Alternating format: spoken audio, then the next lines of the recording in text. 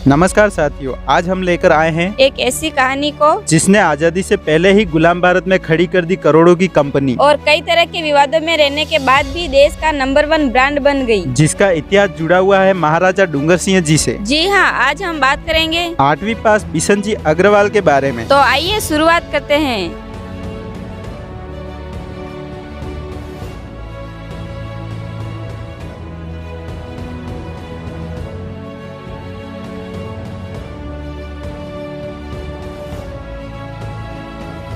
8वीं पास लड़के ने 10,000 करोड़ के कारोबार की नींव रखी। हर घर में इस कंपनी का प्रोडक्ट आपको देखने को मिल जाएगा। आपने भी कभी न कभी हल्दीराम की भुजिया या नमकीन तो खाई ही होगी। दरअसल कंपनी की चर्चा का विषय इसलिए है कि यहाँ बिकने जा रही है, इसीलिए इस दिलचस्प कहानी को जानना जरूरी है। कहते हैं न, कामयाबी एक दिन में ना सही, लेकिन एक दिन जरूर मिलती है। ऐसा ही कुछ बीकानेर के रहने वाले गंगा बिशन जी अग्रवाल के साथ भी हुआ है। साल 1937 में गंगा बिशन अग्रवाल ने हल्दीराम की नींव रखी। छोटी सी दुकान में भुजिया नमकीन बेचते थे। बिशन जी अग्रवाल की माँ उन्हें प्यार से हल्दीराम कहकर बुलाती थी, इसलिए उन्होंने अपनी नमकीन का नाम भी हल्दीराम ही रखा। उन्होंने नमकीन और भुजिया बनाने की कला अपनी बुआ बीकी बाई से सीखी थी। हालांकि उन्होंने इसे बनाने में कई बदलाव किए। लोगों को उनके नमकीन का स्वाद पसंद आने लगा। इसी समय उन्होंने एक इंटरेस्टिंग काम किया। उन्होंने बेसन की जगह मोठ की दाल का इस्तेमाल किया, क्योंकि मोठ की दाल लोगों को काफी पसंद थी, जिसमें भुजिया और नमकीन को लेकर वे सफल रहे। उन्होंने अलग अलग तरह की भुजिया और नमकीन बनाना शुरू किया। उनकी नमकीन और भुजिया कभी पतली तो कभी मोटी हुआ करती थी, लेकिन सबसे ज्यादा चलने वाला प्रोडक्ट हल्दीराम की एकदम पतली भुजिया थी। लोगों को उनकी भुजिया का स्वाद काफी पसंद आया। लेकिन उस समय बाजार तक उनकी पहुंच बढ़ नहीं रही थी। वे भले ही 8वीं पास थे, लेकिन उनके पास गजब की मार्केटिंग स्किल थी। बिजनेस को आगे ले जाने के लिए उन्होंने बीकानेर के महाराजा डूंगर सिंह के नाम पर भुजिया का नाम डूंगर सेव रख दिया। उस समय हल्दीराम की नमकीन डूंगर सेव के नाम से बिकना शुरू हो गई। महाराजा का नाम जुड़ने के बाद भुजिया का नाम तेजी से फैलने लगा। उस समय उस नमकीन की कीमत 5 पैसा प्रति किलो थी।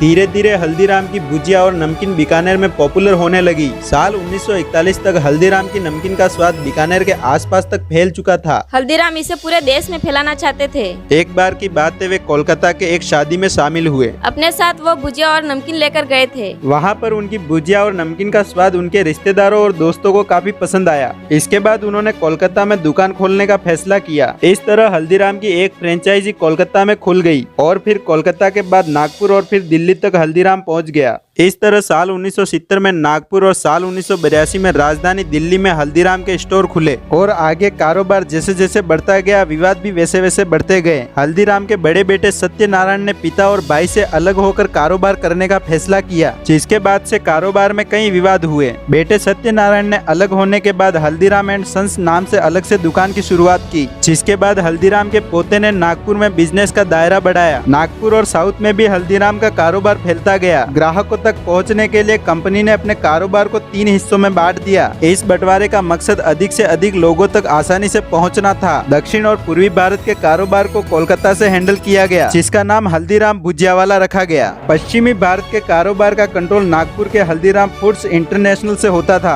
और उत्तरी भारत के कारोबार का कंट्रोल दिल्ली के Haldiram snacks and ethnic foods से होता है। हल्दीराम भले ही कारोबार के बंटवारे को लेकर विवाद में रहा हो, लेकिन इसके बावजूद वो देश का नंबर 1 ब्रांड बना रहा। साल 2003 में हल्दीराम ने अमेरिका में अपने प्रोडक्ट का निर्यात शुरू कर दिया। आज विश्व के करीब 80 देशों में हल्दीराम के प्रोडक्ट्स का निर्यात किया जाता है। इस प्रकार इस कंपनी की ब्रांडिंग पूरे विश्व में रही। आशा करता हूँ कि हल्दीराम की यह कहानी आपको दिलचस्प और सबसे बेहतरीन लगी होगी। ऐसी ही और भी वीडियो और कहानी देखने के लिए हमारा चैनल सब्सक्राइब करें। यह वीडियो आपके लिए तो फ्री है, लेकिन आप एक सब्सक्राइब करेंगे तो हमारी काफी हेल्प हो जाएगी। तो मिलते हैं अगली वीडियो में। जय हिंद, जय भारत।